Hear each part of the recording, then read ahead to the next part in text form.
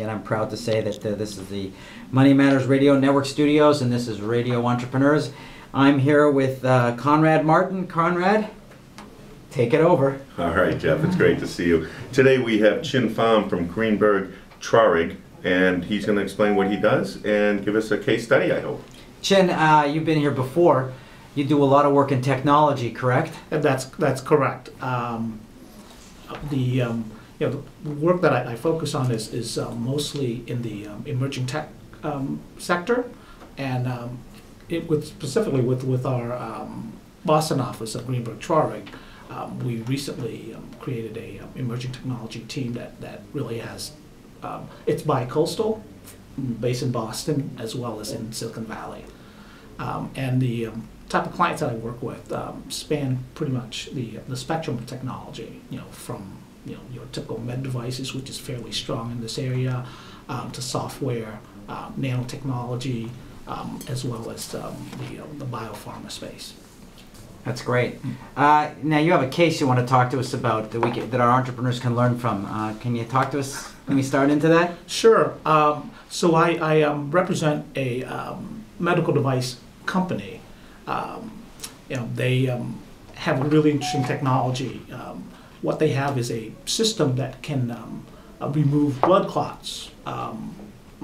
What they call is en bloc, meaning that it can remove clots without fragmenting the clots.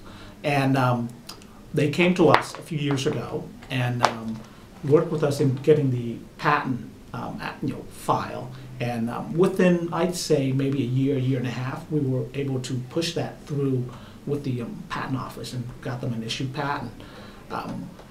Subsequently, they were able to provide the system to a number of hospitals to use, and there was a case in Texas where there was an 87-year-old woman that had a clot floating in her heart, and it was a fairly dangerous situation, and the doctors down in Texas, they were able to go in with our client's device and remove the clot. When they showed the clot, it was pretty amazing. It was about a foot long and the diameter of a penny, and they were able to remove that entirely from her heart without fragmenting. And if you can imagine, if it were to fragment, it would have flowed downstream and caused a lot more problems. And so that entire portfolio of patents and patent applications was subsequently sold to a company, in New York. This has been done. I guess it completed about 2 months ago, and they sold it for a fairly nice amount, the entire portfolio. What's interesting about this case is the client that I represent is what I would call a virtual company. It's essentially there are about 4 partners in the group. 3 are medical doctors, and the CEO is a long-time medical device person who's very familiar with the market, and he's in the biz dev marketing space. And they set up the company to be a virtual company. What they do is when they identify a problem with that might be of interest to say a doctor, when they're in the surgery room, they're doing surgery. If they identify a problem, these 3 doctors who's part of the team will go and basically create a drawing of what a device that might be useful for them to create. And then one of those doctors, who's based out in California, will go and prototype it immediately. And then what they do is they'll set up, and they have a team of folks that work strictly with FDA, and they'll submit all the information to get FDA approval, and then push that through. So what I'm trying to say here is that it's a virtual company. They have teams set up, specific for different areas, whether it's legal, whether it's business development, whether it's FDA related approval, and they were able to get everything in place without spending a lot of money or have a the typical overhead that you would see or associate with a typical company, and they were able to be very successful with that, and subsequently they were able to take the portfolio and sold it off and make a nice sum. So I guess the bottom line is you can operate fairly leanly, create some sort of a virtual company, have your teams in place, and still be very successful in this place. In fact, that company won the Mass TLC Innovative Award in the healthcare area, and the CEO won the CEO top innovator last year in the as a BBJ Business Award. So this is Radio Entrepreneurs, and we're speaking with Chinh Pham of Greenberg Traurig. Do you get involved with a lot of companies like this? We do, part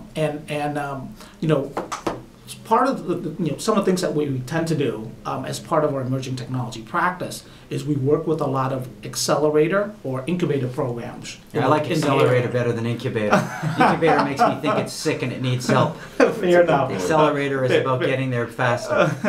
And so we work with groups like Mass Challenge. Right, like Mass Challenge. You're a mentor at Mass Challenge, aren't you? I am, and we mentor a number of companies there over the past 3 years, and as part of our mentorship, we typically end up representing a number of the companies that we represent. We also work with Harvard and their iLab, mentoring a number of companies over there. Northeastern, and we have a couple of companies that we work with in in Dogpatch, which is a Polaris Venture group. And then there are a number of other accelerator programs throughout the country that we work with.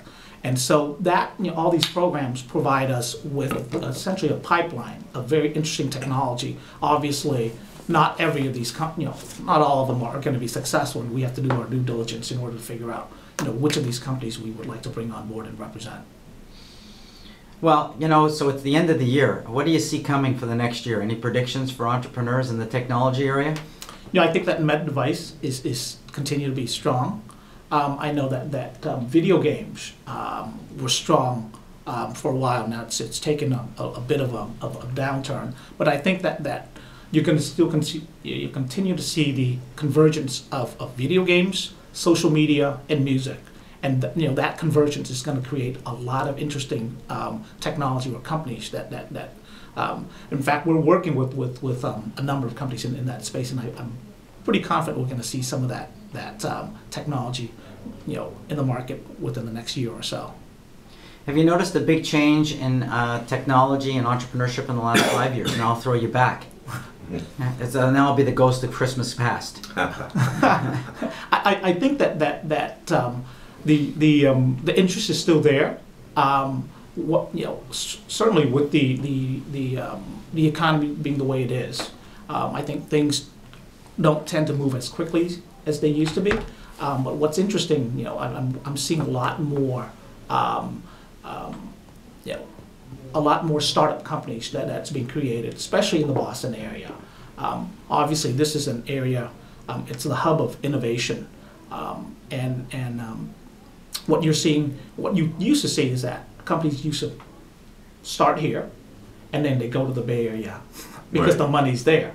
But because of the ecosystem that's starting to be created here, you're seeing a lot more of these startup companies choosing to stay in Boston, despite the fact that Boston, at least with the investment community, the venture community, it's always been known to be very conservative. But you do see the money starting to dole out towards some of these companies. And what's interesting is I'm seeing a number of companies in the Bay Area moving back to Boston to establish shop here, which is a very encouraging sign.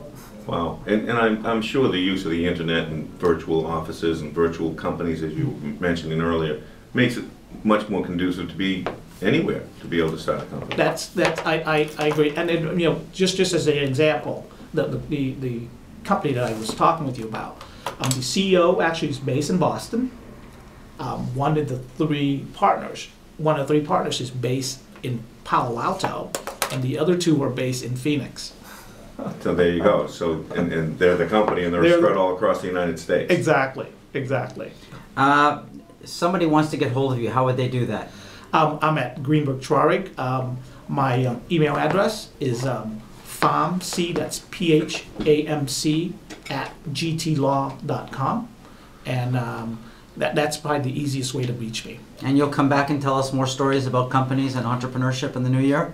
We will. We have a number of companies that we have in mind, and hopefully we'll be able to get them here for you, soon.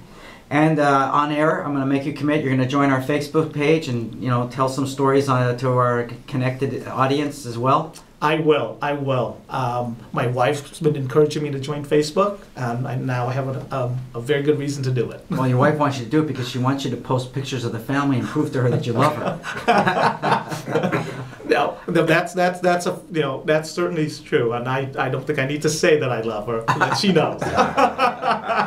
Well, this is Jeffrey Davis for Radio Entrepreneurs and Families and the Family Together Association, keeping families together.